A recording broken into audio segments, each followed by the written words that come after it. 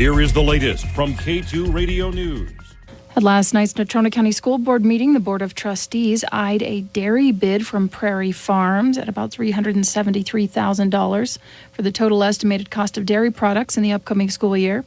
The only other dairy bid came from Meadow Gold, which was about $120,000 higher than Prairie Farms.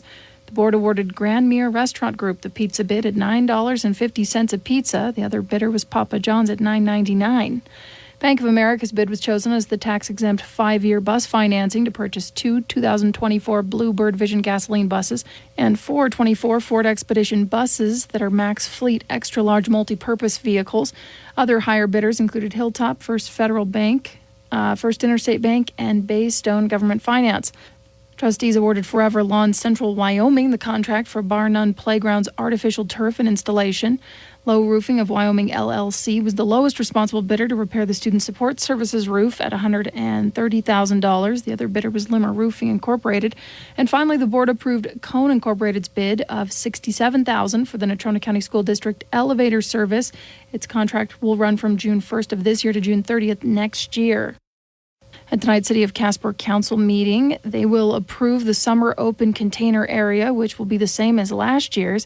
In 2023, there were 7 participants in the bounce beginning at Elm Street and Yellowstone and continuing east along Yellowstone and 2nd Street to the western edges of the intersection of Durbin and 2nd.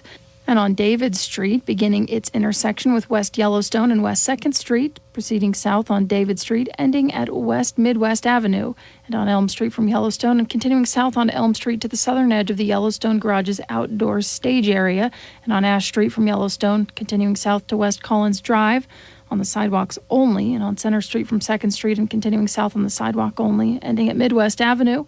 And finally on Wolcott Street from 2nd Street, continuing south, ending at the alley to the south of Backwoods Distilling Company, of course on the sidewalk of the West Side Street only.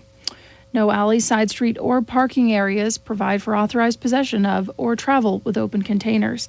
Retail, microbrewery, and distillery license holders that wish to participate in the open container need to give the city clerk's office at least 5 business days' notice.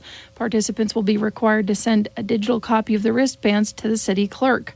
Open container season will last from Memorial Day weekend to Labor Day weekend. Registration is now open for the 10th annual T-Bird Trek. That's happening Sunday, September 8th. This year they are also doing a new downhill half marathon, which has been modified for those who want a challenge.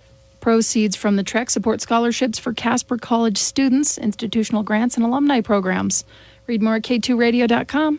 Reporting in Casper, I'm Colby Feet.